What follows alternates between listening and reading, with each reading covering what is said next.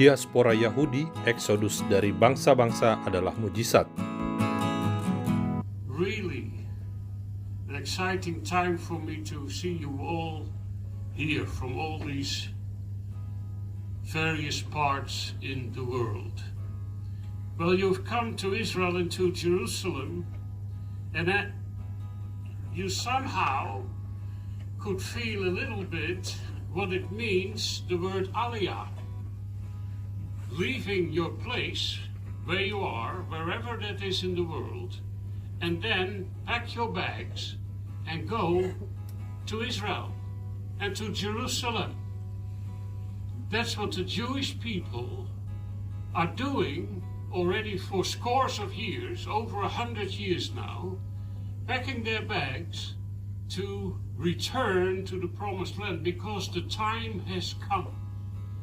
And so friends told me as soon as the situation has normalized, wherever that will be, in Israel, quieted down a little bit, probably over 1 million Jews would leave the countries where they are, and they're not from the US, from the USSR, but from England, from America, from Germany, from France, because they don't feel safe in the world anymore. Although they lived there in some countries for almost 2,000 years, suddenly there's a spirit rising that hates the Jews. We would have never thought after World War II in Europe that such a thing would ever be possible. We had learned our lesson. No way. In just a few months or years, suddenly the whole atmosphere in Europe changes again against the Jewish people. So it's really time to go home for the Jewish people. And I'd like to share a few verses with you, because what we see happen is really unique.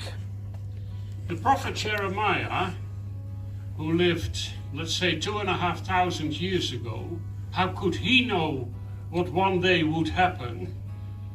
Nobody knows what the future will hold. Only he who holds the future knows what the future will hold. And so, Almighty God, the God of Israel, by the way, because that's his name, I just wrote a small thing with 40 promises of the God of Israel, that he promised his Jewish people, and he will fulfill all of them. So that's very encouraging for all of us. He's in control. You've come to his city, where he said that his holy name would dwell. For how long? Forever. Psalm 132. You've come to the land of Israel, of which he says, who owns the land, by the way? Not Israel. God owns the land of Israel. Leviticus 25, the land is mine, and you are tenants with me, he tells the Jewish people. I'll give it to you, but it's my land, so you cannot do with it whatever you like. You're not the owner of the land, I'm the owner of the land, and I give it to you. So the prophet Jeremiah says in Jeremiah 23, so verse 7, so then the days are coming, declares the Lord, when people will no longer say, as surely as the Lord lives, who brought the Israelites up out of Egypt. That's where it all began, after the 400 years of slavery. And the Jewish families celebrated every year during the time of Pesach, and then the youngest child in the family can ask the father, Father, why is this evening different from all other evenings? And what are these elements in front of us on the table? And then he explains this miracle of the Exodus out of Egypt after 400 years of slavery. Going through the sea, coming to the other side with dry feet, receiving Torah, Moses meeting with Almighty God and then entering into the promised land.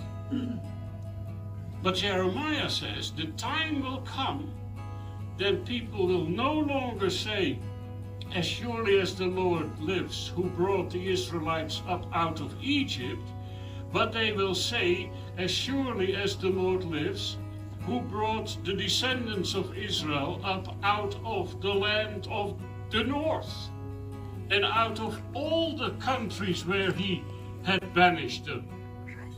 Land of the north, you know, north, south, east, west. Put your feet in Jerusalem and Israel. Look on the map of the world, to the north, to the south, to the east and the west. North ultimately being Russia, the former republics of the USSR. The east, the Middle East, and ultimately the Far East. Australia, Japan, New Zealand, China, India. The east, the south being Africa. The black Jews from Ethiopia and from other parts of Africa.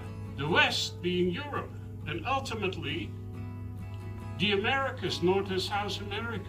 Come, he says. So the exodus out of all the countries, not just one country, Europe, and not just 1.5 million people, but millions of them who return from all the nations in the world, is a greater miracle than the exodus out of Egypt. And we see it with our own eyes.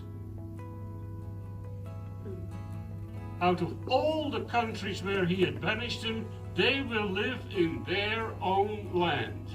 Whose land? Their own land. Palestine? No. You won't find Palestine in the Bible.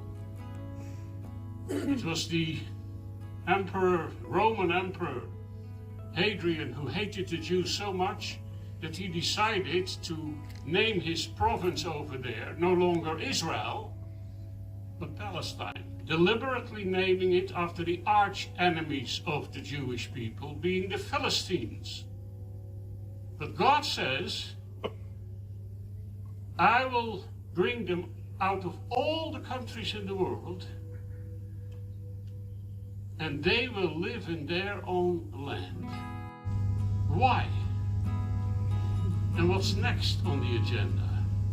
That's what the prophet Jeremiah has explained in the 2 verses before this.